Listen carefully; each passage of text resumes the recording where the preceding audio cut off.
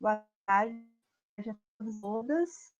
A gente vai iniciar agora o evento terceiro, Consciência Ambiental, que é um evento que a gente realiza nas turmas de Comunicação, Cidadania e Ambiente, e esse semestre com a DCG de Jornalismo Ambiental, né? O objetivo é sempre, a cada semestre, ou a cada ano que a gente tem essas turmas que estão discutindo a questão ambiental, é trabalhar alguma temática, algum aspecto, né, na dimensão da construção necessária para as questões ambientais. E, diante disso, nesse semestre, em função da pandemia, a gente optou por fazer um evento, né, com duas convidadas. Então, hoje a gente tem a apresentação, né, da palestra da Eliege Fante, né, que é doutora em Comunicação e Informação, e ela vai falar com a gente sobre as políticas ambientais, né, o jornalismo, né, qual é o impacto, né, do discurso jornalístico em relação a toda a movimentação que a gente tem na disputa pelas políticas ambientais, especialmente aqui no Rio Grande do Sul, em função da tese que ela defendeu recentemente. Eu gostaria de agradecer, então, todos que estão presentes, né? Dizer que a gente está gravando essa sessão, então, agradeço a autorização de vocês com isso, e também de que a fala da Eliege, né, ela vai apresentar para a gente o conteúdo, e após a fala da Eliege, a gente vai abrir para perguntas, né? Vocês podem fazer as perguntas pelo chat.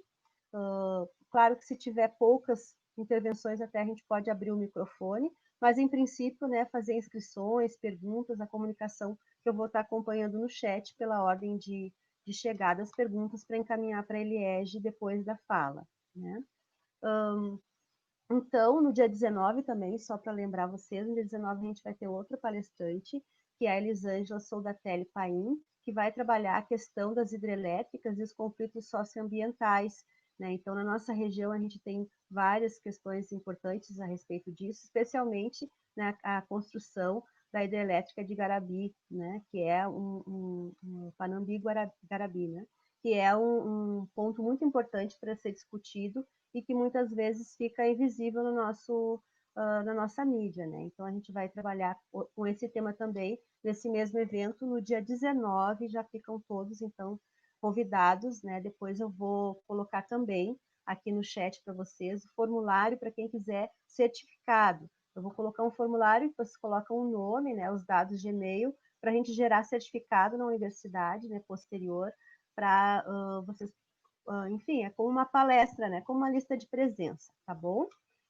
Esses seriam os avisos iniciais. Eu quero agradecer muitíssimo a Eliege por vir aqui compartilhar, né, o seu conhecimento, dispor desse tempo.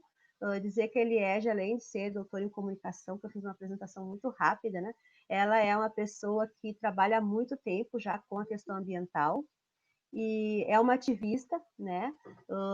Aqui sabendo que o ativismo, né, para nós tem um componente positivo, não é um ativista negativo como alguns querem colocar, né, nesse termo como sendo uma coisa negativa, ao contrário, a gente entende que o ativismo em todas as áreas é o grande responsável pela conquista dos direitos, né, de cidadania, e por isso, então, eu gostaria de agradecer o tempo da Eliege, né, e dizer que é muito importante a gente ter esse espaço para debater com pessoas que têm também, além dessa formação acadêmica, também tem uma vivência, né, na questão do ativismo. E, então, seria isso, né, as palavras iniciais. Eu gostaria, então, de passar a palavra para a Eliege, para que ela possa, então, fazer sua palestra. E sejam todos muito bem-vindos e fiquem à vontade aqui na nossa reunião virtual. Um abraço para todos. Boa tarde a todos. Boa tarde, Cláudia. Cumprimento também as professoras, os professores e os estudantes que estão presentes. Quero contar para vocês que a palestrante do dia 19 está entre nós, está quietinha ali assistindo, né? A Elisângela. Um abraço, então, para a Elisângela, nossa amiga. E eu vou compartilhar, então, a apresentação com vocês, né, Cláudia? Vou colocar aqui apresentar. Vamos ver, nós testamos, devo fazer direitinho. Só a gente notou que está meio lento, viu? Mas por conta da chuva, que já está um chuvão.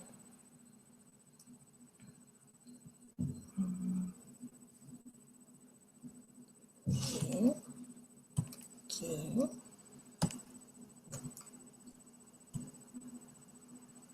Me confirmem se aparecer.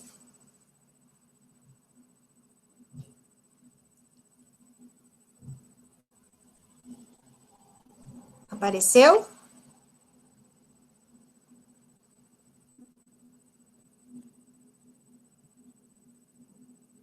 Ah, tá vindo. Apareceu? Tá. Então, vou começar. Qualquer coisa, vocês me interrompam, me chamem, tá? Porque eu não tô vendo os rostos de vocês, tá? Não consigo ler as mensagens, só ouvindo mesmo.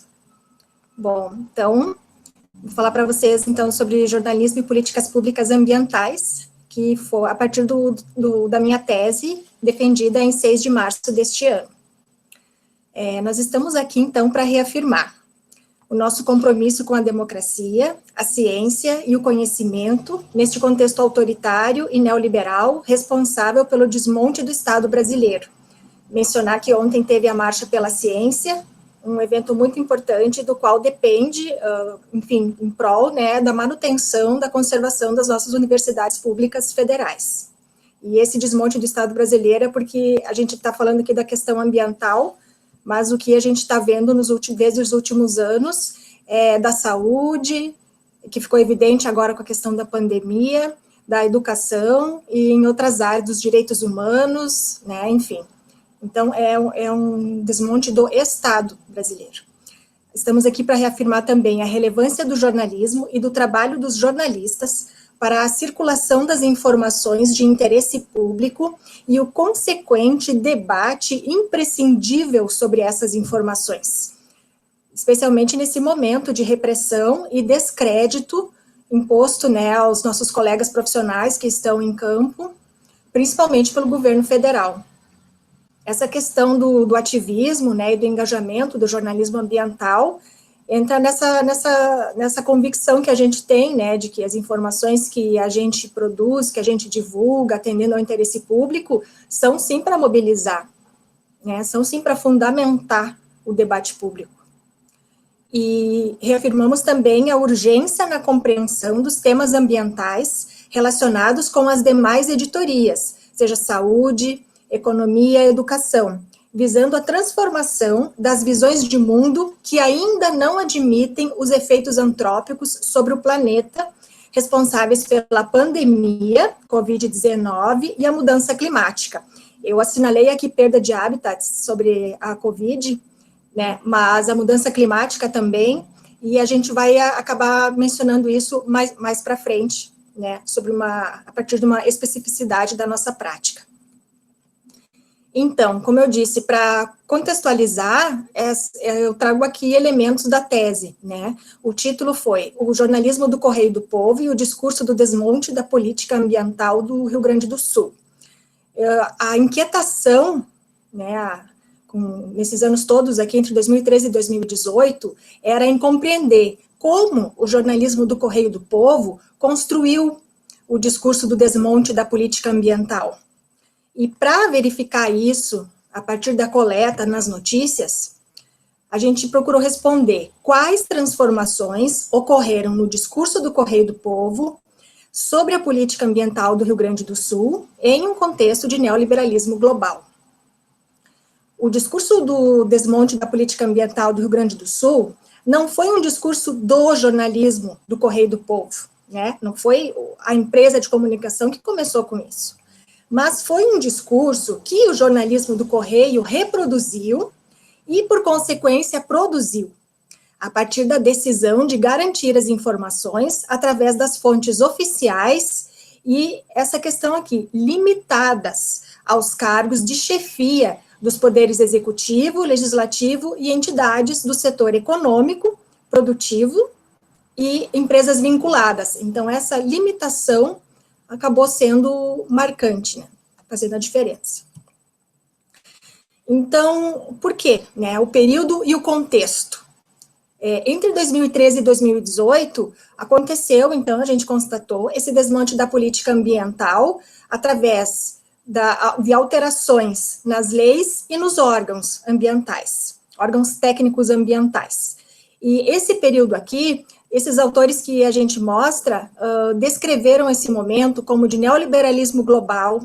O Harvey fala que em todos os países, né, houve uma empática acolhida ao neoliberalismo nas práticas do pensamento político-econômico.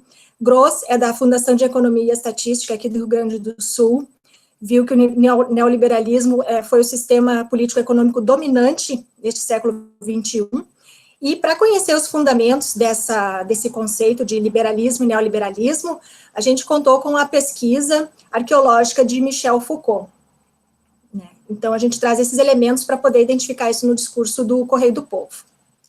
O que nós chamamos desmonte? O desmonte da política ambiental aconteceu pelo gradativo aumento do não cumprimento da legislação vigente, que determina, além do investimento nos órgãos, para um funcionamento compatível às demandas, que é, por exemplo, quando reclamam, né, que demoram para divulgar licenças, resultados, falta servidor, falta técnico. O rigor no cumprimento das regras expressas nos códigos estaduais, portarias, normativas e zoneamentos. Esse rigor é relacionado a essa pressão por flexibilização. Essa flexibilização é sobre esse rigor, e aí traz consequências. Os enunciados ligados ao neoliberalismo, a partir dessa pesquisa de Michel Foucault, e identificados no jornal, foram flexibilização, atualização, desburocratização, reestruturação, a redução do Estado, que nós estamos vendo agora esse desmonte do Estado, né, nas leis, nas regras, nos procedimentos dos órgãos e a aprovação pelo legislativo e executivo de alterações profundas. Por exemplo, o licenciamento ambiental foi a disputa assim, mais acirrada. Todos os governos do período defenderam agilização, e aí fizeram mudanças. No primeiro governo, entre 2003 e 2006, houve uma descentralização ou a municipalização do licenciamento ambiental, com ênfase na possibilidade de independência da FEPAM, que é o órgão estadual responsável pelo licenciamento, entre outras funções. No governo Ieda e Tarso, houve a multiplicação dos chamados balcões de licenciamento em municípios que atendem micro-regiões. A ideia era que contemplassem todos os municípios do Rio Grande do Sul. Isso ainda não foi possível. E no governo Sartori, se conseguiu o licenciamento declaratório ou autolicenciamento. Né? Então, o posto de combustível obtém licença online, que é aquela crença de que o empreendedor diz se deve confiar, e que depois vai haver uma fiscalização e aí um monitoramento, sendo que a capacidade de fiscalização e os órgãos já vêm precarizados, né, com a falta de investimento de recursos nos órgãos. Então, a gente já viu que não é muito complicado cumprir essa fiscalização. E se você libera, assim, o autolicenciamento, sob que condições? Né? Que tipo de controle pode ser feito sobre os impactos? Então, quem é a Fundação Estadual de Proteção Ambiental? Foi criada em 91, é mais conhecida pelo licenciamento, mas ela é responsável pelo planejamento e também pela fiscalização. É sediada em Porto Alegre, mas ela tem as regionais, né, no estado. Acho que a de vocês aí fica em Passo Fundo, talvez, né, ou não sei se a região aumentou. E o Henrique Luiz Hessler, ele foi um pioneiro ambientalista gaúcho, ele escreveu 301 crônicas no Correio do Povo. Ele fazia de tudo, trabalhava, fiscalizava, enfim, tem teses sobre ele, livro, muito interessante o exemplo dele. Então, para a FEPAM, o que é licenciar? A partir dos impactos causados pelo empreendimento, né, vai distribuir, vai conceder a licença para implementar, né, mas é importante lembrar que o que as licenças estabelecem são as condições para que a atividade ou o empreendimento cause o menor impacto possível ao meio ambiente. E as licenças de maior disputa são justamente aquelas do agronegócio, as grandes, né, dos mega empreendimentos. Então, silvicultura, por exemplo, mega mineração, Então, os impactos são grandes. Então, aí fica complicado, né, ter um autolicenciamento, ou reduzir o rigor, ou não ter a fiscalização para poder dar conta, né. A prática do jornalismo ambiental que a gente está tratando vê o jornalismo como uma forma de conhecimento, a partir de Park, Adelmo Genro Filho e Eduardo Medici, e relacionado esse conhecimento ao poder, né, que Otto Groh já pesquisou ainda há mais de um século, né, em 1890 e em 1897, ele ele escreveu sobre o poder do jornalismo, mas ligado a essa prática, né, que efeitos que ele provoca no público, nos leitores, né. Então, o conhecimento sobre as questões ambientais, reproduzido e produzido pelo jornalismo de si, seus pares e de outros agentes sociais, constituem o princípio ou um importante contribuinte para a construção das subjetividades, em torno das mobilizações, ou não, em prol de políticas públicas coerentes com o momento histórico vivido pela humanidade.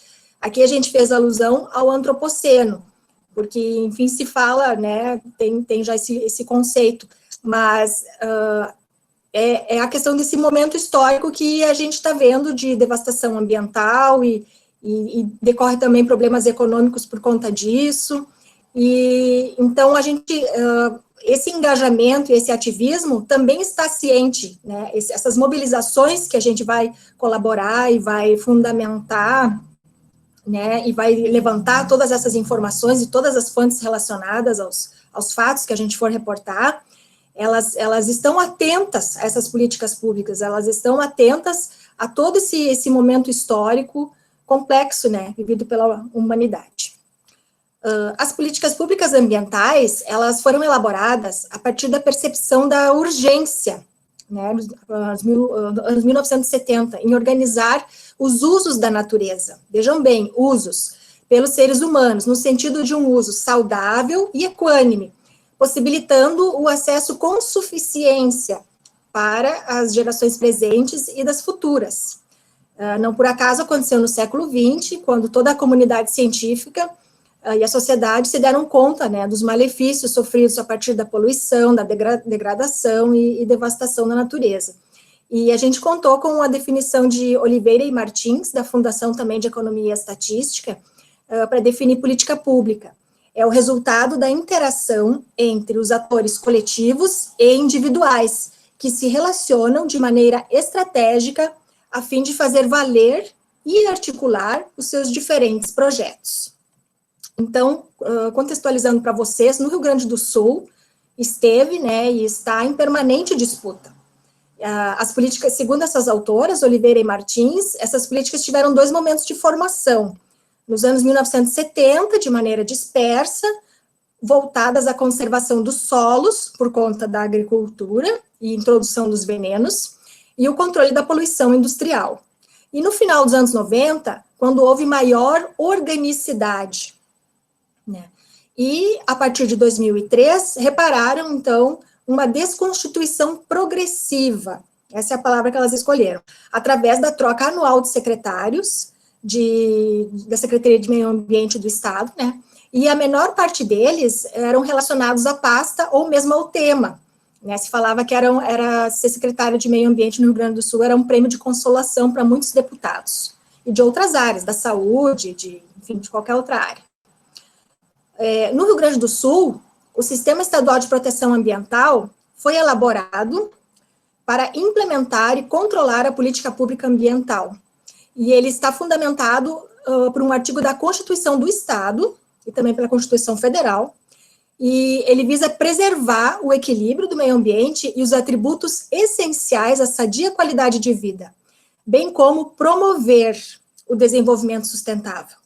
Então, a gente destaca isso porque se fala muito, né, que o desenvolvimento entrava, ou melhor, que a política ambiental, os órgãos ambientais querem entravar o desenvolvimento e o progresso, mas essa é uma afirmação equivocada, porque o desenvolvimento sustentável está previsto em todo o escopo da legislação, federal, estadual e municipal, né? Então, as leis vigentes orientam para a conservação das outras espécies ou da biodiversidade, de modo a permitir a sua reprodução condicionada aos interesses humanos, sendo preponderante o interesse de exploração econômica para a obtenção de lucros imediatos e concentração de riquezas. Então, o desenvolvimento, essa definição de Porto Gonçalves, né, o que é ser desenvolvido, é ser urbano, é ser industrializado, enfim, tudo aquilo que nos afaste da natureza e que nos coloque diante de construtos humanos, como a cidade, como a indústria. Esse é o projeto civilizatório, né, que é assim que a gente aprendeu, foi formado, e a gente foi lidando com isso. E só que agora chegamos nos limites, né, de ameaça à própria espécie humana, né.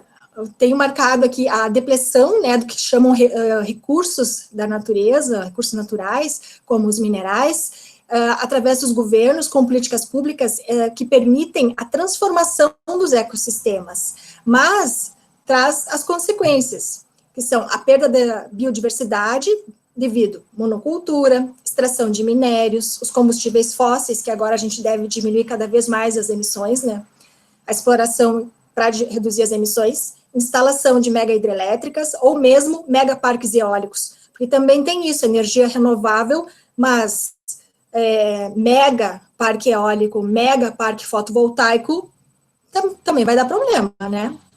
São mega impactos, mais difícil de controlar. Assim, os bens naturais e coletivos são encarados como commodities, como mercadorias, cujo preço é determinado pelo mercado internacional, e o Brasil e outros países nessa condição, do sul global, precisamente, não tem o que fazer, estão sujeitos a isso. Então, é importante na nossa prática a gente estar ciente do conceito de biodiversidade, né, que é uma expressão desde 86 e difundida na Convenção sobre a Diversidade Biológica durante a Rio 92. E é um documento, eu destaquei aqui, importante, porque ele traz muitas informações para o nosso trabalho, né? E para que serve isso? Para ajudar a gente a fazer as perguntas, a problematizar as respostas que vierem, né? E dentro desse contexto econômico que nos legou essa modernidade de devastação e ameaças à própria existência da espécie humana. Então, o nosso problema, a gente fala, o pior problema é o desmatamento, mas é a perda da biodiversidade que se dá pela perda dos hábitats. Então, de várias maneiras, a gente vai perder a biodiversidade eliminando os hábitats, que, no fim, são todas as nossas criações econômicas, né? Você desmata, no caso de floresta, faz supressão de vegetação nativa, no caso do bioma pampa, né? Biomas campestres, para abrir lavoura, para construir cidade, para construir indústria, lojas, enfim, para tudo, loteamentos, né? As indústrias, enfim, decorrente de todo esse processo, a gente cai na poluição e na contaminação. Ocorre também sobre essa questão de mercado, né, de commodities, a sobreexploração dos recursos, seja através de excesso de caça, ou pesca, ou coleta. Outro problema decorrente, né, dessa perda dos hábitats que decorre, né, a perda da biodiversidade, as invasões biológicas, e sim, o Covid-19 é um tipo de invasão biológica, né, esses dias mesmo estava assistindo uma bióloga explicando toda essa complexidade, né, da Universidade Federal de Santa Catarina, está no YouTube também, e a mudança climática. Então, é um documento muito, muito importante, muito relevante, e assim, a gente tem outros para estudar antes de ir entrevistar as fontes, né? Então, a prática do jornalismo ambiental, ela tem uma atenção com as correlações de força, ou seja, os poderes vinculados aos saberes que nós vamos divulgar. E esses saberes são o que as práticas discursivas podem dizer, podem dar a conhecer. E a gente está se baseando aqui nos estudos de Michel Foucault sobre poder, e ele diz que o poder também está onde se exerce, e onde há poder, há resistência, né? Outro detalhe aqui também, ele já falava, né, da comunicação, dos meios de comunicação, que também é permeado pelas relações de poderes. O poder produz saber. Poder e saber são implicados. Não há relação de poder sem a constituição correlata de um campo de saber. E nenhum saber que não suponha e não constitua, ao mesmo tempo, relações de poder. Então, essa atenção para as correlações de força, porque quando no início ali eu falei do Correio do Povo só limitado às fontes oficiais e do primeiro escalão dos poderes, isso aí já tem, né, saberes muito específicos, muito delimitados, né, e sem uma problematização, sem um questionamento. Não é o caso só de pôr contraditório, é o caso de problematizar a própria decisão, né, desse jornalismo. E a classificação das fontes jornalísticas como oficiais e não oficiais também acaba sendo insuficiente. A diversidade de fontes das notícias e o pluralismo das informações é necessário para poder corresponder à complexidade dos temas. Então, a gente vai buscar as resistências em ambos os grupos, oficiais e não oficiais, porque quando a gente vai entrevistar as pessoas, geralmente a gente ouve os representantes, líder, o chefe, o presidente, o coordenador, mas os grupos não são homogêneos, né? Sempre tem diversidades internas, diferenças, tem ideias em construção, às vezes o que está em construção é mais interessante para o nosso trabalho do que a posição oficial, né?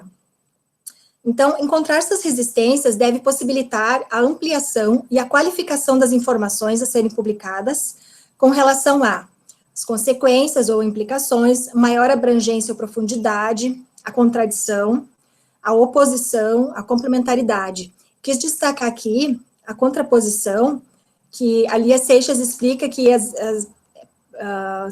é o possível, né, quando não se pode conhecer a realidade de uma ocorrência. Só que isso acabou ficando como regra, quando na verdade seria uma exceção, né? Tornou-se praxe, que é o que se diz, o contraditório ou os dois lados, mas isso é uma simplificação extrema. Não deveria ser assim, né? Essa exacerbada limitação fundamenta, né, essa aceleração da rotina produtiva das redações.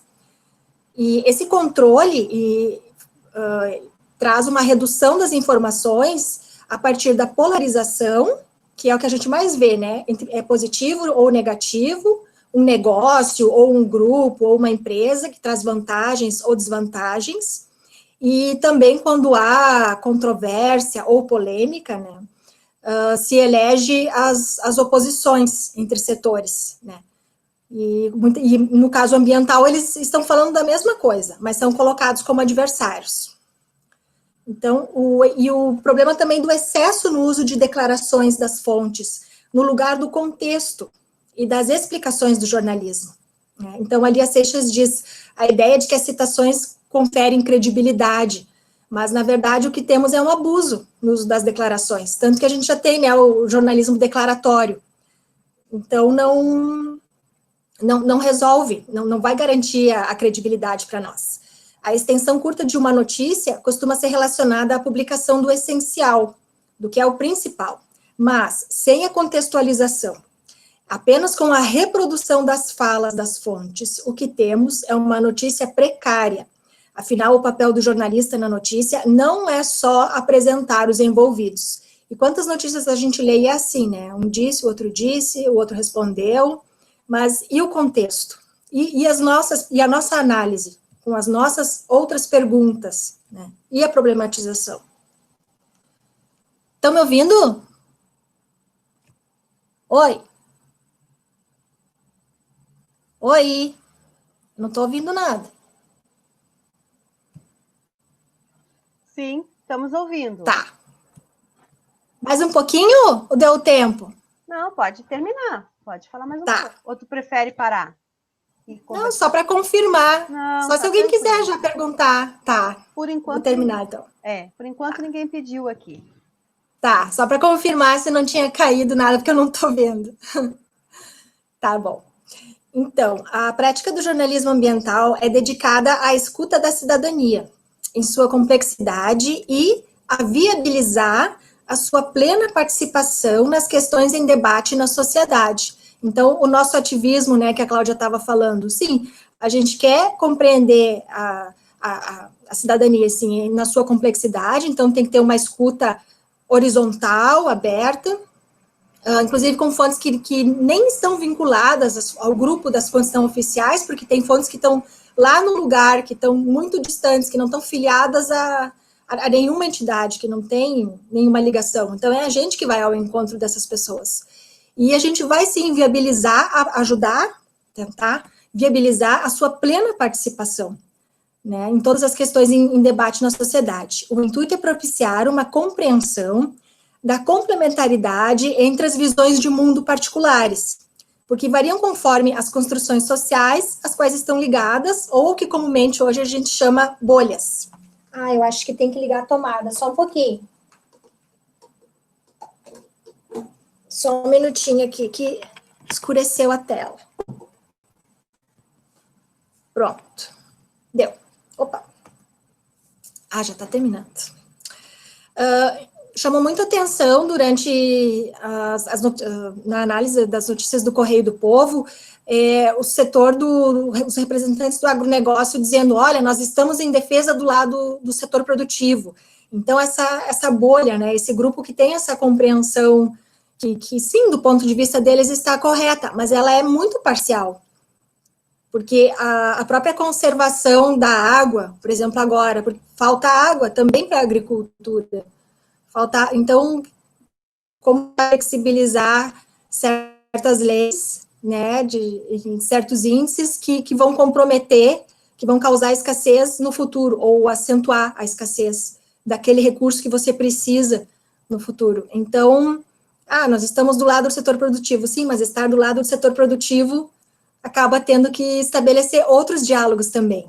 Então, ou seja, técnicos ambientais, ou seja, as comunidades lindeiras, né, não são todos adversários, eles têm discursos complementares, eles estão em posições, né, em posições que precisam dialogar. E se a gente não tentar fazer essa ponte ou mediação, né, além da polarização ou da oposição, que é essa maneira que tem predominado, assim, a forma de apresentar essas fontes envolvidas nos temas.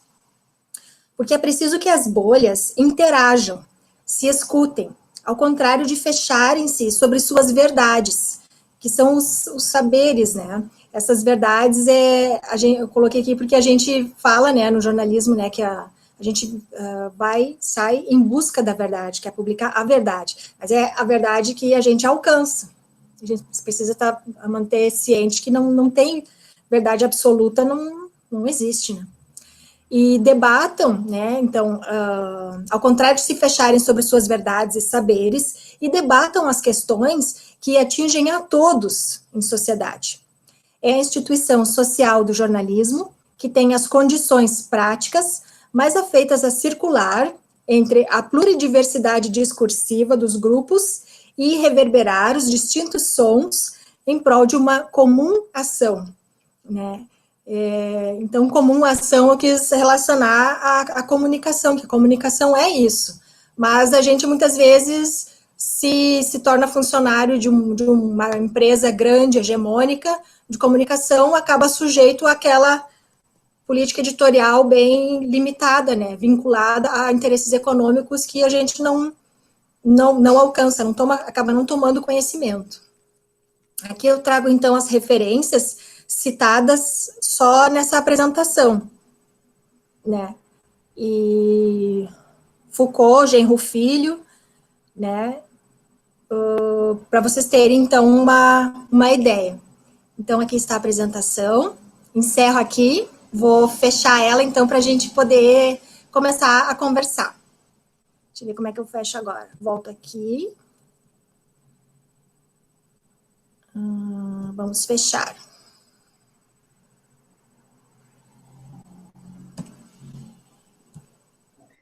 Então, enquanto Eliege vai fechando já a apresentação, acho que para mim, pelo menos, já não está aparecendo, porque eu marquei aqui. Fechou. Marquei para aparecer a minha imagem. Para a gente dar andamento, então, a um segundo momento, né? que seria justamente abrir um diálogo, né, com a Eliege, que apresentou o seu trabalho agora, né, da pesquisa do doutorado. E assim, eu vou fazer uma primeira questão, enquanto vocês podem fazer as perguntas no chat, né? Enquanto ela responde a minha questão, vocês já podem perguntar depois para fazer a segunda, a terceira, enfim, né? Então, a minha primeira questão, que eu queria comentar, um comentário assim, mais geral do trabalho, né, da Eliege, que fica muito claro, né, em toda essa questão do meio ambiente, como o sentido que a gente dá para a relação do homem com a natureza, ou a nossa relação com o meio ambiente, ele é um sentido totalmente construído socialmente, né? Porque é a partir dessa disputa que ela comentou, né, dos poderes e dos saberes, é que a gente entende, por exemplo, a maioria das pessoas, né? Não acredito que a gente aqui, né? Mas, enfim, a maioria das pessoas, é um senso comum, essa ideia de que as leis ambientais são contrárias ao progresso, né? Que o progresso seria o fim mais importante de qualquer civilização ou qualquer comunidade, né? Então, isso acho que vai atravessar todas as questões das políticas ambientais, né? Então, o que eu queria, de repente, pedir para a Eliege comentar um pouco mais, que ela demonstrou, né, aqui na apresentação, de que, de certa forma, não houve mudança no discurso dos agentes públicos, né, daqueles que geralmente trabalham na formulação das políticas públicas durante todo esse período analisado, no caso, os 15 anos. E se ela observou, então, aliás, se tu observou alguma modificação no tratamento que o jornal deu para esse mesmo discurso, ou se também o jornalismo se manteve, né, durante esse período, se em nenhum momento ele questionou, não, se tu encontrou alguma coisa fora dessa curva, né, porque a gente vê que a regularidade do discurso que tu apresentou é a manutenção dessa questão do desenvolvimento ou do progresso a qualquer custo. Nada, ou o que tu pode dizer que tenha, de repente, fugido, que tenha escapado, que é o que a gente chama um pouco de uma brecha, né? Por aqui, pelo menos, passou uma brecha que possa ter, enfim, passado um editor, né, que não percebeu, e o jornalista fez um contrabando ali. Tem teorias que dizem que a gente faz contrabando, né? Mas, enfim, uma informação que saiu desse controle, né, do poder sobre o discurso. Seria mais ou menos isso. Aí, enquanto ele comenta essa minha ideia aqui, essa minha questão, vocês podem pedir a palavra ou perguntar no chat, né? Se vocês quiserem falar também, a gente pode dar esse espaço, porque a gente não está em um número tão grande aqui na reunião.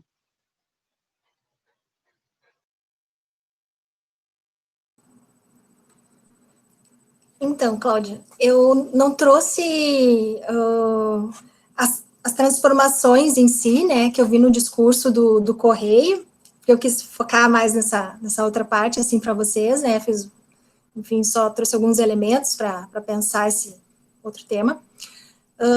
Mas o que a gente vê...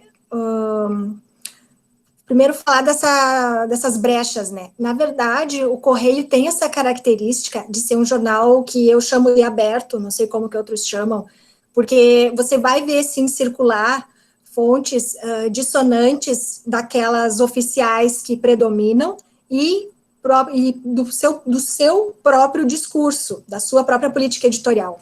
Então, a gente viu, sim, técnicos ambientais criticando as decisões dos governos, a gente viu defesa do bioma pampa contra a silvicultura por conta da escassez de água, a degradação do solo, por várias questões. Só que daí, essas coisas são colocadas não na mesma página, não são colocadas conversando com o problema em questão. Então, isso pode passar batido para a gente que está lendo.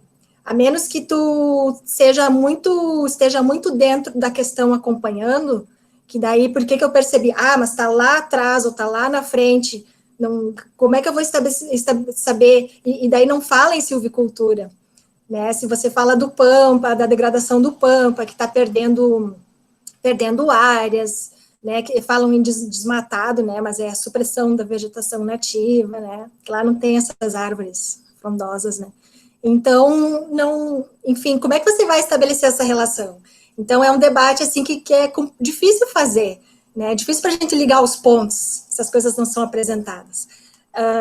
E, ao mesmo tempo, sobre isso do discurso do Correio, né, o Correio tem o seu discurso e a sua política editorial, assim, ela converge com as ideias dessas fontes predominantes, que são as oficiais e chefes, né, cargos do primeiro escalão, como se diz. Converge, porque a gente via nos editoriais, vários editoriais corroborando e citando as medidas, seja do executivo ou um projeto de lei do legislativo, afiançando. E, ao mesmo tempo, a gente não viu nenhuma afiançando, por exemplo, falando alguma coisa, do Pampa, da perda de áreas. Né? Então, por exemplo, o Pampa, por que chama atenção? Porque no Pampa predomina ainda a pecuária, mas está tendo essa transformação acelerada para a sojicultura. E aí a perda, aí a degradação. E isso daí não aparece. Né? Então, a gente sabe, o Correio já divulgou, fez foto, tudo. O agronegócio é a nossa bandeira. Então, predomina essas fontes ligadas ao rural, enfim, à agricultura, aos grãos, às commodities. Só que daí, tudo bem, a posição que você tem, que o jornal tem, está dentro. Mas na maior parte do jornal, que são a das notícias, que é onde os jornalistas vão trabalhar para atender o interesse público, ou em atendimento ao interesse público, aí você vai ter que ter diversidade. Aí você não vai poder apenas corresponder ao que o dono da empresa e os seus acionistas esperam, ou seus patrocinadores. Só que é o que tem acontecido. Então, isso que complica, sabe? Porque eu, por exemplo, defendo que aqui os jornais, assim, não têm que nem o Correio tem, essa posição bem transparente, né? Apesar que diz, eu sou isento, mesmo aquele discurso, né? Sou isento, imparcial, qual é outra coisa lá, enfim, essa coisa assim de, tipo, tô afastado, né? Mas, ao mesmo tempo, em outras páginas admitiu, né? Nós apoiamos o agronegócio, a nossa bandeira é o agronegócio, nós apoiamos o gás, essa implantação que agora está tendo, pelo menos aqui em Porto Alegre, de gás natural, né? Nós apoiamos, enfim, a mineração, né, agora, de uns anos para cá, setor produtivo, né, só que daí isso deveria ficar ali restrito, onde aparece, e a gente viu, na página 2, que é a página editorial do jornal. Né? Nas páginas onde deveria ter, onde a gente diz que tem jornalismo, aí tem que ter, aí é plural. Aí devia ser plural. Aí não são só as fontes oficiais, ou, enfim, primeiro escalão, chefes, né? Aí tem que ter as não oficiais dentro do grupo das oficiais. Aí tem que ter as complementares, as dissonantes, aquelas que estão escondidas e que estão tentando esconder, que não devem aparecer. Que a gente teve 2 períodos aqui no governo Ieda e no governo Sartori, que os técnicos ambientais não podiam falar. Olha, super difícil, não podiam falar. E então foi bem complicado, assim, era só uma pessoa, que era a secretária, Ana Maria Pellini, no governo Sartori, e durante o governo Ieda ela foi presidente da FEPAM. Então, só ela falava. Inclusive, ela falou mais do que, nesse governo Ieda, mais do que o próprio secretário de meio ambiente, mais do que a própria governadora. Ela aparecia mais, foi a fonte oficial que mais apareceu. Então, essas coisas, né? Não sei se eu respondi tua pergunta, Cláudia, ou divaguei muito.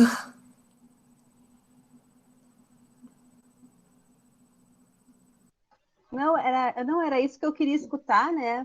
Eu sei que tu teve que fazer um recorte para trazer aqui para a gente, em função do tempo, né? Porque a tua tese é bem mais extensa, mas eu achei interessante a gente fazer essa ligação, porque é a questão assim mais prática, né? Que tu viu na tua pesquisa, que é essa coisa da fonte, né? De que tipo de fonte a gente usa no jornalismo, e a maior parte, né, dos estudos que a gente vê, principalmente em jornalismo ambiental, está muito relacionado a isso, né? Que o jornalismo, de uma forma geral, ele é muito apegado, né? Eu vou usar essa palavra, ele é muito apegado à coisa da fonte oficial e de poucas fontes, não abrir para essa complementariedade que tu explicou, né? Com essa a função mais ampliada, né? De trazer fontes que tragam essa diversidade, né? Então, acho que isso é um problema que a tua tese, então, né, a tua apresentação e agora nessa confirmação, a gente pode passar a pensar, né, como uma contribuição, como que a gente pode fazer essa modificação, né? Aí ninguém perguntou, eu vou fazer mais uma pergunta, vamos ver se o pessoal se anima, né? Mais uma questão para ti, né? Enquanto o pessoal pensa se tem alguma questão, que é agora uma perspectiva assim que a gente já se conhece há bastante tempo, né? Eliege trabalha junto também, é uma coisa muito boa trabalhar contigo.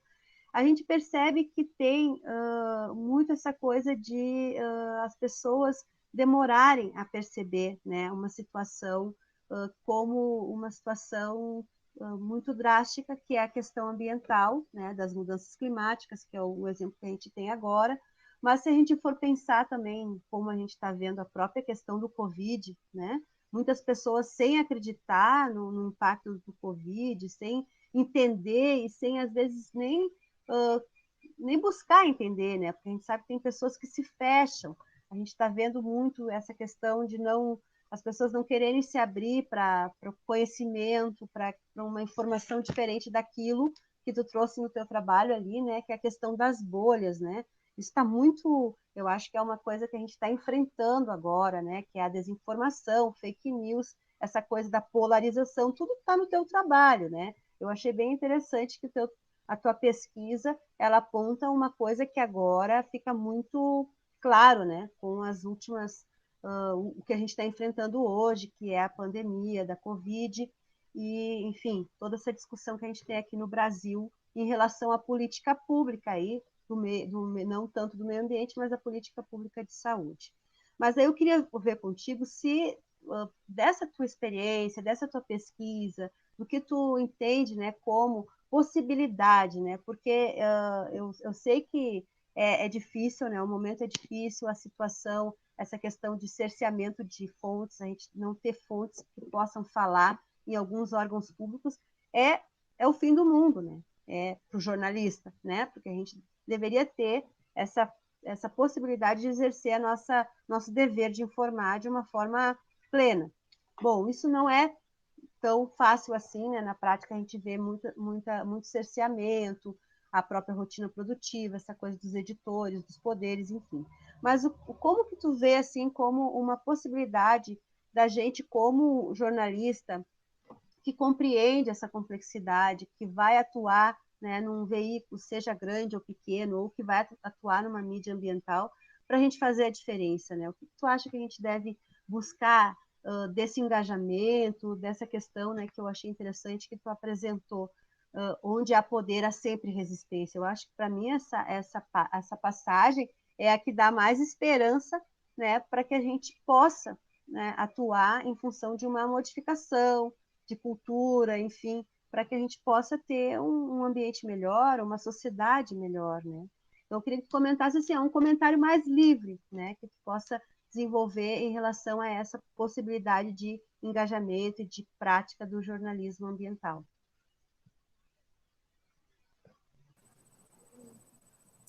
Pois é, a gente vê que não é tão difícil conseguir outras fontes, e mesmo outras fontes que, além desses primeiros escalões dos poderes oficiais, ou muitas vezes dos três poderes mesmo, né? E eu lembro da Laura Capriglioli, que agora ela já foi jornalista da imprensa hegemônica, hoje ela está nos Jornalistas Livres, e ela disse que, isso em 2015 ainda, que em média as redações dos jornais do país se afastavam apenas até 4 quilômetros do centro da cidade, do centro de poder. E, gente, isso não é tão difícil. Mas como que a gente faz para encontrar fonte? Porque quando a gente chega para trabalhar num lugar, numa redação, já tem o caderninho, já tem os colegas que vão te ajudando, te encaminhando, né? Daí você vai construindo confiança com as fontes, né? Mas essa nossa ideia, né, da prática do jornalismo ambiental de engajamento, que implica um acompanhamento da questão ambiental, junto de quem está movimentando, mobilizando, que é o movimento ambientalista. E por que o movimento ambientalista? Porque ele reúne todas as entidades ambientais e também ambientalistas ativistas. As organizações ambientais, as associações, os sindicatos, os técnicos, né, ambientais ligados a governo, seja federal, estadual, municipal, pelo menos aqui em Porto Alegre funciona assim, eles estão ligados de alguma maneira ao movimento ambientalista. Muito também, não sei se é só uma característica daqui de Porto Alegre, ou do estado, no caso, mas esses são pessoas do movimento ambientalista que já trabalharam nesses órgãos técnicos ambientais em alguma esfera, ou estão nas universidades, então eles têm um histórico comum, ou foram colegas de faculdade, né? Então, enfim, tem várias relações. E se a gente tem esse acompanhamento, a gente acaba descobrindo essas fontes, e essas pessoas fazem um trabalho junto às comunidades, né? Os técnicos ambientais, eles têm esse trabalho de Estado, digamos assim, macro, mas são as entidades não governamentais que têm ajudado, talvez até mais, né? As comunidades, o local. Então, no lugar, principalmente os atingidos. Então, ele que sabe onde estão os atingidos. Se você vai perguntar para, por exemplo, um órgão ambiental não vai te indicar essas fontes, vai te dar o endereço, mas não vai te indicar as fontes. Né? Então, mas se você contatar o movimento ambiental, aí, ou alguma entidade ambientalista vinculada ao movimento, tipo assim, é o caminho para a gente percorrer para identificar essas fontes. Né? E, tipo, não precisa saber disso, porque senão aconteceu ali no Correio, numa notícia ali de 2018, a jornalista, a gente conhece, é uma amiga, uma pessoa que entende do assunto, já há muitos anos acompanha, mas o que é? Tu não está acompanhando aquela cobertura ambiental que vem sendo feita, né? Aquela mobilização. Aí, acabou não citando numa notícia uma questão, assim, né, que era, no caso, o CETAS, que é o Centro de Tratamento de Animais, que são resgatados do tráfico, de maus tratos, geralmente animais silvestres, né. Então, só falou do IBAMA e da URGS, que faziam um atendimento. Por que não falou do Rio Grande do Sul? Né? Sim, estava implicado na extinção da Fundação Zoobotânica, só que, justamente, todo o discurso da Fundação Zoobotânica é de que a Secretaria de Meio Ambiente ia assumir, ia continuar com todas as atividades dos órgãos que a Fundação Zoobotânica administrava, que era o Museu de Ciências, o Jardim Botânico e o Parque Zoológico, e o CETAS ficava no Parque Zoológico. O Comando Ambiental da Brigada Militar pediu, ainda em 2015, né, para o governo para rejeitar, na Assembleia Legislativa, rejeitar a extinção de todas as fundações, né, mas no caso a Zoobotânica, e quando eles recolhessem um animal, para onde iam levar? Porque o IBAMA é federal, já tem, enfim, essas escalas, né, e o da URGS também, para trabalho com os estudantes, enfim, todos têm já a sua finalidade. E quem estava atendendo essa finalidade aí para a brigada era o CETAS, era o estadual. Fechando esse órgão estadual, como que fica? E aí, nessa notícia do Correio de 2018, simplesmente o CETAS não apareceu. Então, como que não apareceu? Né? Nem para dizer, mas o que foi feito daquele espaço? Foi fechado simplesmente, como alguns laboratórios e biblioteca da FEPAM, foi desmontado, ou está lá funcionando, ou não está, ou sabe? Quem que vai explicar? Quem que vai dizer isso, né? Então, se tu não está acompanhando, e é assim, uma reportagem ótima, perfeita, assim, com fontes mas ficou ali um buraco, né? E o órgão estadual? Falou de 2 órgãos federais, não falou do órgão estadual. Então, a gente fica nessa... que esse engajamento, esse ativismo que a gente fala, né, da prática do jornalismo ambiental, é por estar mobilizado junto aos movimentos e como uma maneira de você saber realmente que rumos que estão tomando. Porque as fontes oficiais ligadas aos poderes institucionalizados, aos poderes de Estado, que são os governos, e são transitórios, mas enfim, quando eles estão ali, eles é a maior dificuldade. Tanto que dizem, né, jornalismo é você querer divulgar, ou tentar divulgar, justamente o que não querem que você publique, né, o que estão evitando, o que estão escondendo. E uma coisa importante também, que a gente está vendo agora, né, toda a pressão do governo federal contra os jornalistas, que é mentira, que o que a Folha publica é mentira, o que os jornais, o que dá na TV é mentira. Mas vejam, né, essa aliança, né, que os meios hegemônicos mantiveram, né, não sei se a vida inteira, mas com certeza nesse século XXI, né, como o Correio do Povo também, ouvindo, dando preferência, né, predominando a divulgação dessas fontes oficiais, do primeiro escalão, o líder da bancada. Tem tantos deputados, não, mas tem que ser o líder do líder. Então, aí também complica, porque daí quando eles resolvem mudar o discurso, né, aí a imprensa também agora ficou, né, aí o presidente ou outros deputados aí dizem que não diz a verdade, aí o público pode cair nessa, pode acreditar, que aí são os negacionistas. Mas então eu não sei o que eu quero dizer com isso. Eu não sei o quanto o jornalismo hegemônico não contribuiu também para esse estado de coisas desses negacionistas, que é negacionista de mudança climática, negacionista de efeito do Covid, de sequer se existe mesmo, né, pandemia e tal, porque, né, a gente acabou não problematizando, não divulgando não acompanhando em profundidade as coisas que estavam acontecendo. Por exemplo, eu vi a ciência. Sim, mas eu vi o cientista como um conceito fechado lá na universidade, não como aplicação para uma política pública, né? Por exemplo, a gente vê esses da Rede Campos Sulinos em relação ao Pampa. Não, todos esses anos. E a gente tem outras, né? Quando que vão transformar, então, quando que os políticos, né? Quando que a gente vai materializar?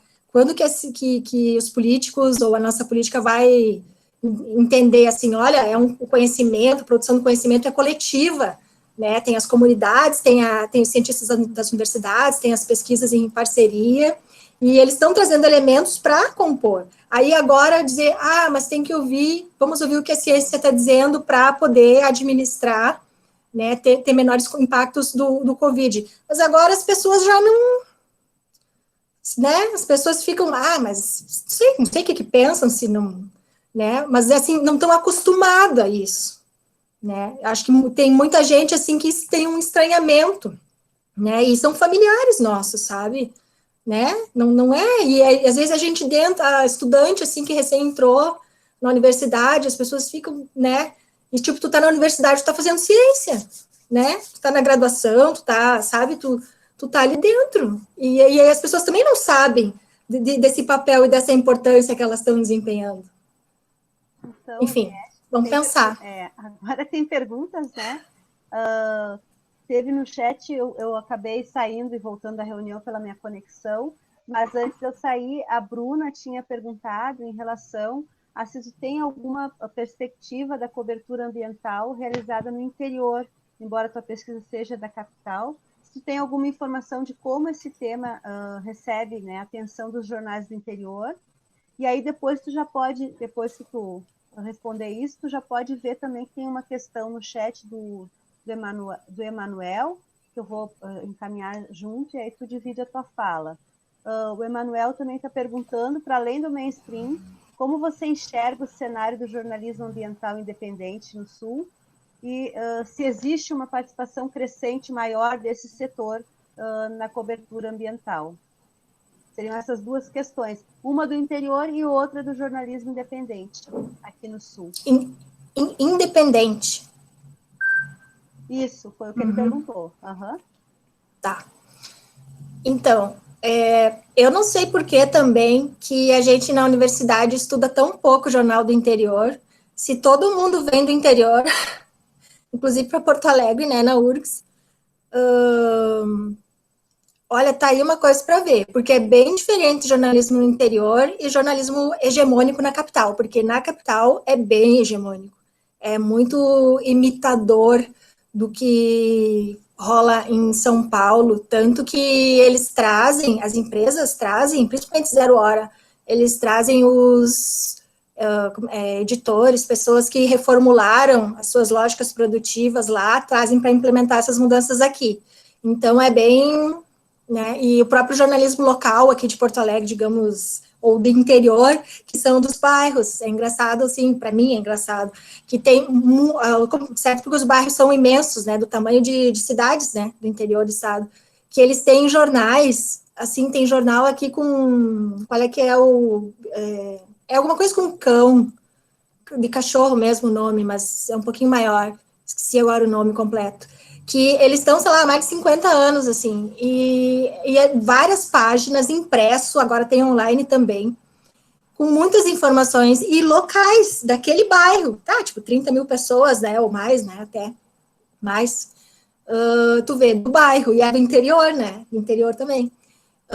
A gente tem no grupo de pesquisa, jornalismo ambiental, uma colega que está pesquisando jornalismo do interior, e a gente, por isso, fez busca.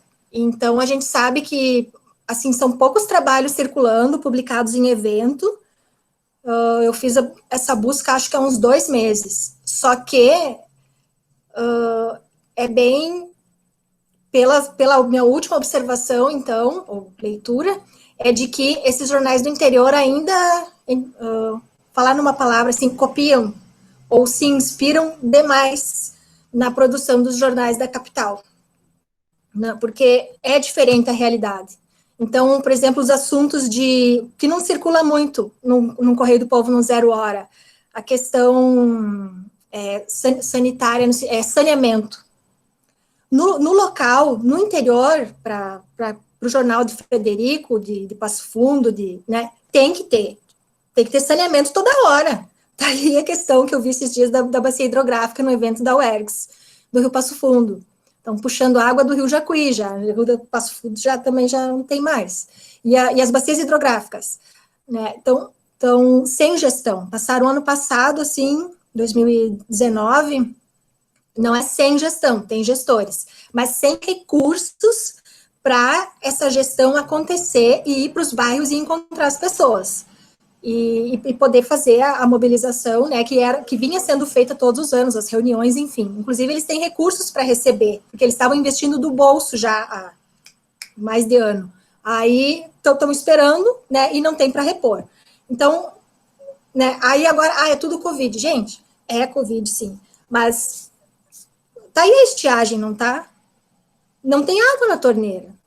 Se Passo Fundo inteira depende de puxar água do Rio Jacuí, sabe? Como que chegou nesse ponto? Eu falo isso porque eu nasci lá e eu sei da questão da complexidade da água ali, muita disputa para água, né? Tem bombas de sucção, que era uma coisa que a FEPAM, Comando Ambiental, né? Até 2014, 2015, conseguiam retirar, porque os produtores rurais não, para manter a irrigação das lavouras. E agora, quem é que está fiscalizando? Quem é que está tirando com esse desmonte, né? Menos fiscalização, menos policiais nesse grupo da Patran, né? Que era Patrulha Ambiental o nome. Então, quem que vai monitorar isso? Né? E aí acaba a água. E aí não tem água. E as pessoas de Passo Fundo estão sabendo que não tem água na sua bacia, que está vindo, né, de outro rio. Então, né, o jornalismo local é muito importante, eu acho que para os próximos TCCs de vocês, né, olha, é uma coisa que, não sei, a gente acha que se distrai, né, Cláudia, não sei, mas é uma falha. E sobre jornalismo independente na capital, eu sei de iniciativa, depende muito, olha, pelo que eu ouço dos ativistas, quando eu encontro as pessoas agora a gente não está encontrando muito manifestações, né, e tem um grupo só que eu faço parte de WhatsApp, mas os jornalistas contavam que depende muito do empenho da pessoa e, tipo, da resistência, né? Ou resiliência. Então, por exemplo, tem o coletivo Catarse, que é uma cooperativa. Então, o Rio Grande do Sul tem um histórico de cooperativas de jornalismo, né? Que é o Cojornal, que foi uma experiência super bem sucedida há muitos anos, tal. A gente estuda isso na faculdade. E aí o Gustavo, que é desse grupo, dizia, mas por que a gente não faz, né? E ele diz, não é fácil, mas é possível. Então, por que a gente tem essa, não sei, uma coisa que eu penso, por que a gente tem essa dependência de ter que ir para uma redação, para uma grande redação de um grande jornal, sabe? Porque o jornalismo é esse que tu vai fazer, é do interior, é com as comunidades, é fazendo a mediação dessas informações todas, sabe? Não tem, assim, um carimbo. Quando eu estava na faculdade, até ouvi, se tu não for numa redação assim, tu não vai ser jornalista. Mas o jornalismo é a prática, é fazer, é ir conhecer as questões, ir no lugar, conhecer as questões, ouvir as pessoas, problematizar, fazer o levantamento, né, das informações e tentar viabilizar, mobilizar a participação das pessoas envolvidas e as que possivelmente tenham interesse. Então, é muito assim da resiliência e da resistência, né? Por exemplo, esse coletivo Catarse é independente tanto de poderes, tipo assim, não recebe recurso do governo, nada, e e é independente de, como é que eu posso, seria isso, né? Não é hegemônico, não, né? E não está vinculado a partido político, né? Mas claro que cada pessoa individualmente, cada componente tem. Não é, a gente está falando aqui que mesma coisa, jornalista de redação, não é que não tenha. Claro que todo mundo tem as suas convicções político-partidárias e outras todas, né? Só que a gente está falando aqui de vínculos assim que vão te condicionar, né? Que vão te determinar, que uma imprensa, né, tipo o Correio do Povo tem vínculos assim com grandes empresas, né, mega empresas, né? E essas empresas aí, e eles concordam, né, com todo esse tipo de exploração da natureza, e claro que incomoda a poluição que geram, mas eles acham que continuam defendendo a flexibilização de leis, né, e redução do controle, e que as empresas podem ser autorreguladas, podem fazer o seu controle, né. E a gente vê que na prática não é assim. Isso, inclusive, no estado da Bahia, muito antes de Santa Catarina e do Rio Grande do Sul, já tinha autolicenciamento e coisa. E quando os técnicos foram ver, os técnicos ambientais estaduais, mais de 80% não cumpriam. Assim, tudo que... Porque mesmo online tem lá umas coisinhas para marcar, né? Umas questões para marcar, uns tópicos. Totalmente fora, totalmente irregular e poluindo e gerando impactos, né? E eles também não sabem resolver daí, depois. Então é bem complicado. Mas eu acho que o jornalismo independente é uma coisa que, de repente, a gente tinha que ter, talvez, na faculdade, ou pelo menos na faculdade, não ter essa exigência, como eu tive na minha, há 20 anos, de, tu tem que entrar numa redação hegemônica, uma grande redação, para tu saber o que é jornalismo. Isso aí foi uma pena, assim, foi uma falácia que eu acreditei e não precisava. Inclusive, eu conheço vários jornalistas aqui de Porto Alegre que nunca pisaram numa redação de um grande jornal, assim, e são baita jornalista, sabe? Baita jornalista. E agora com as redes sociais, já tinha com blog, né? A gente pode trabalhar, né? Pode trabalhar, pode com anúncios, enfim, a gente tá vendo, né, o pessoal fazendo um monte de live aí. Eu acho que a gente, né, na nossa profissão precisa dar um giro, assim, precisa dar uma guinada, assim, parar com essa dependência, assim, ser operário, né? Até porque não sustenta, né? Não sustenta mesmo, né?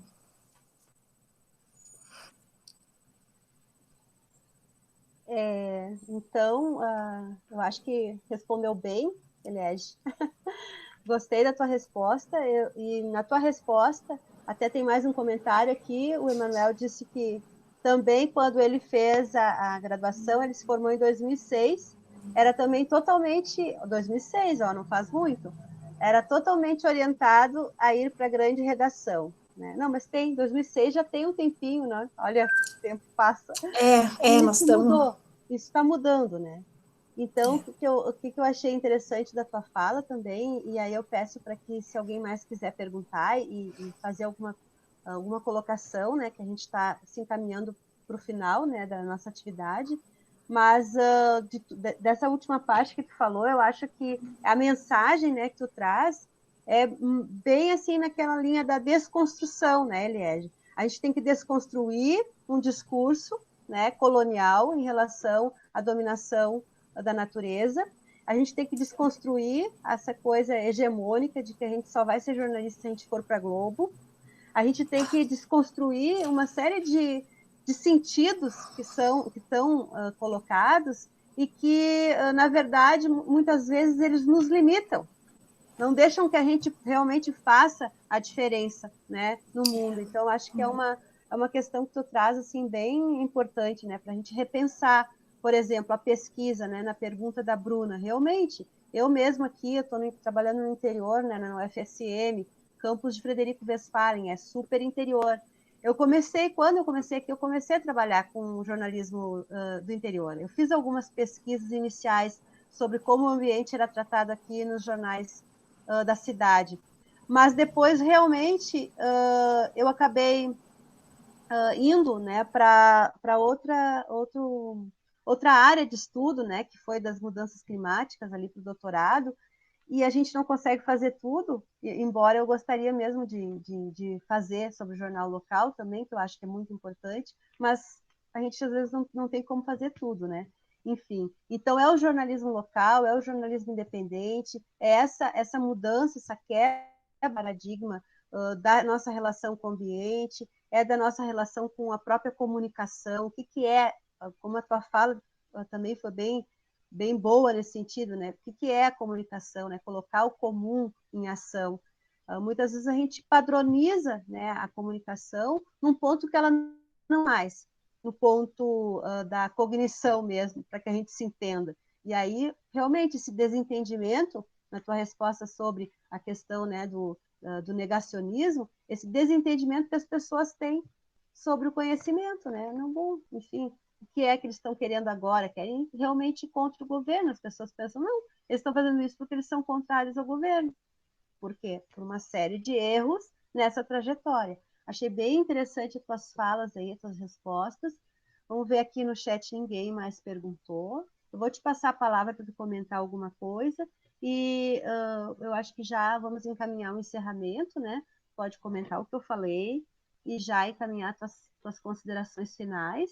De novo, eu agradeço, né, todo mundo que está presente, agradeço também principalmente, né, a tua presença, Eliege, e a tua participação aqui no nosso evento. E eu sempre que tenho essas conversas assim, eu me animo, porque eu acho que quando a gente está sozinho, a gente meio que desencanta, né? A gente fica um pouco perdido e pensando que será que vale a pena, né? E quando a gente escuta outras pessoas que pensam, que valorizam esse tema ambiental, a gente se anima para continuar, para pesquisar, para continuar nessa mudança, né? Que cada um está sempre se reconstruindo, né? Então, para mudar seus hábitos, mudar suas atitudes. Então, eu gostaria de te deixar a palavra final aí. E enquanto estiver falando, se alguém ainda quiser colaborar, perguntar alguma questão, nós estamos abertos ainda. Então, vamos passar para a Eliege. Então, que eu queria comentar, quando tu estava falando, né, que tu tá em Frederico, jornalismo interior, e tu foi trabalhar com as mudanças climáticas, a mudança climática agora vai fazer vocês trabalhar jornalismo do interior, né, porque vocês vão ter que acabar fazendo jornalismo local, né, porque vocês vão perceber, enfim, provavelmente já estão percebendo os efeitos, e os professores da área, pelo menos na URGS é assim, de geologia, geografia, agronomia, engenharia ambiental, eles já falam muito, já vem há anos falando essas precipitações como hoje a gente teve, essas enxurradas que lavam tudo e que não dá nem tempo de absorver, e o solo está compactado, enfim, por conta desses efeitos, mas olha só, o que vai chamar, o que vai pedir essa pauta? É o econômico, porque aí a lavoura não vai crescer, aí não vai dar certo lá o grão, não vai poder, enfim, não sei como é que vai ser para vender.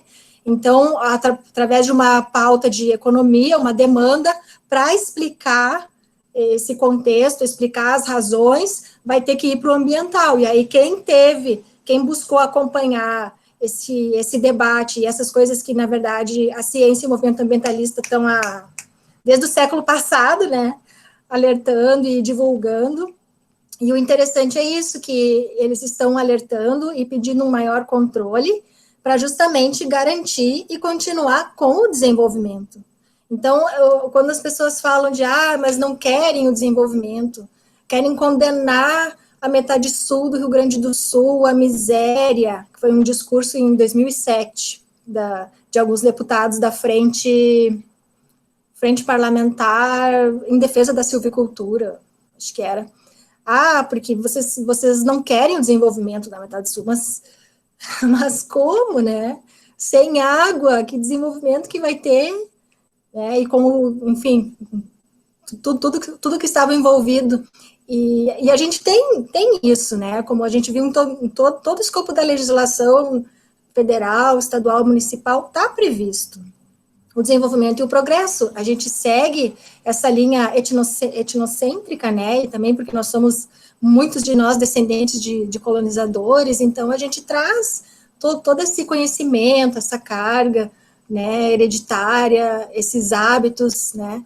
E tudo que a gente aprende na escola, né, a partir de Kant, né, esses filósofos, Heidegger, Hegel, não sei o quê, todos falando de progresso, né? Então, isso está em nós. Então, dizer que alguém entre nós não quer progresso, não quer desenvolvimento, é muito complicado ver onde é que a cabeça da pessoa está, né? Porque todos passamos pelos mesmos bancos escolares, então todo mundo, né, ouviu isso e aprendeu isso. A gente trabalha para isso, a gente defende isso. Só que daí, no século XXI, viram que, mas está tendo aqui, está escapando mais água do que devia, está escapando mais solo do que devia, né? E a perda da biodiversidade agora, que é o que chamam de sexta extinção em massa, que é perda de habitat. Então, para construir uma cidade, tem que ser desse jeito, com os prédios tudo juntinho, que nem aqui em Porto Alegre, que não tem nem sombra, às vezes uma janela dá para outra. Imaginem vocês, né, que moram em casa. Aqui, muitos colegas da universidade, alunos, estudantes que vêm do interior, isso daqui, não tem janela. Ou melhor, a janela dá para outro prédio, dá para uma parede, não pega nem sol. Então, tem que ser desse jeito, que arquitetura é essa, ou engenharia civil é essa. E outra, no período ali que a gente viu, isso está na tese, né, sobre a mineração de areia no leito dos rios. No Rio Grande do Sul, não tem mais areia, nem no Rio Jacuí, nem no Lago Guaíba. Não tem areia para ser extraída, para ser vendida e comercializada para a construção civil, para construir obra.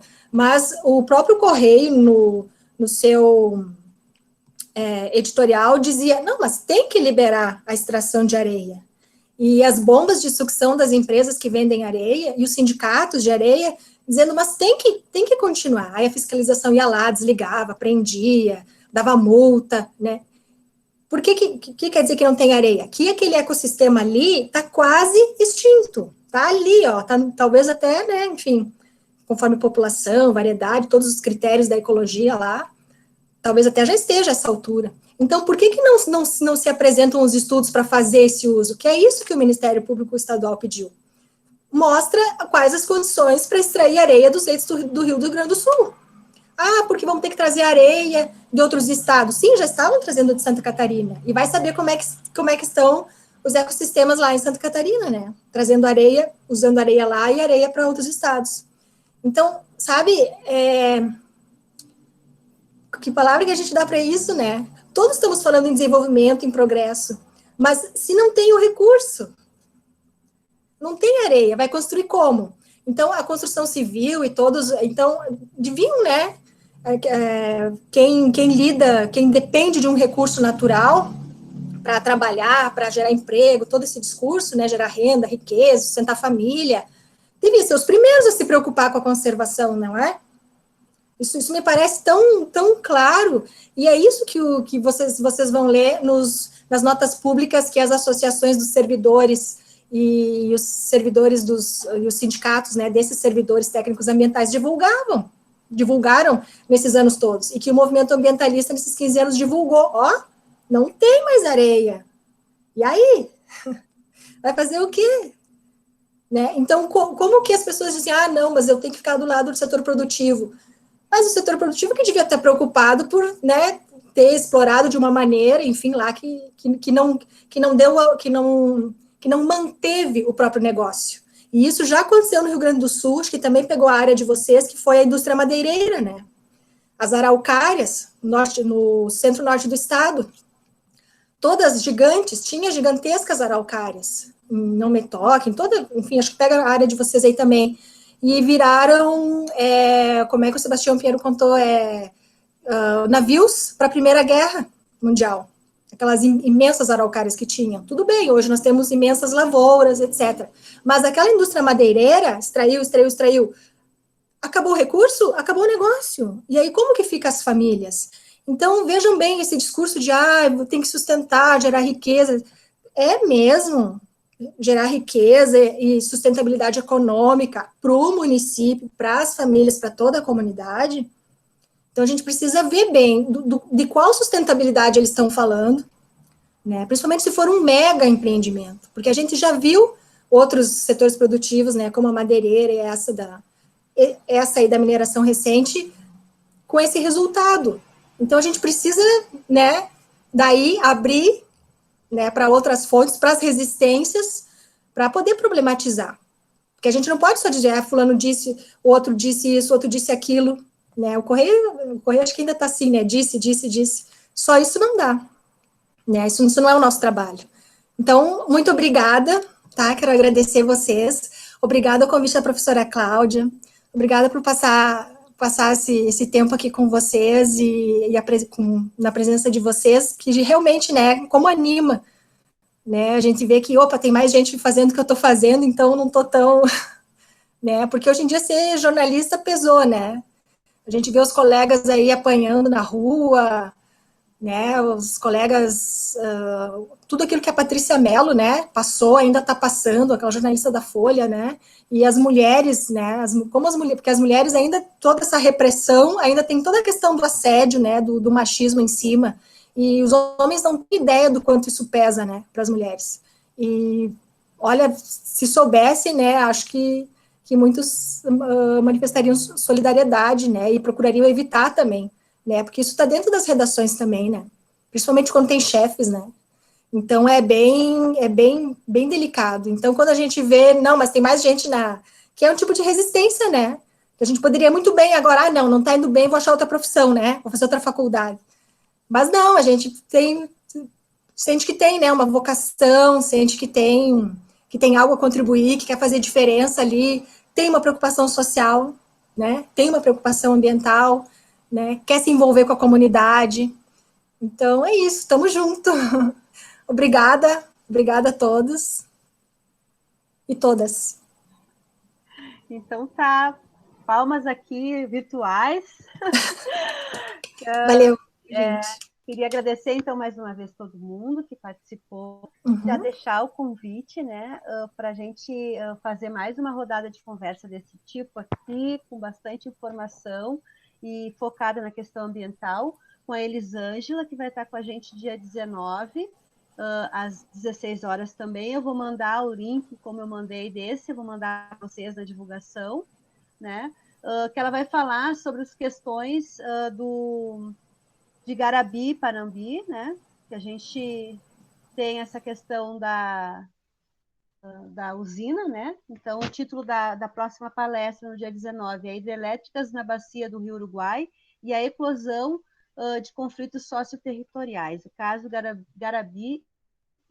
Então, fica já o convite para todos e todas, né? E dizer que foi muito bom realmente passar esse tempo com vocês.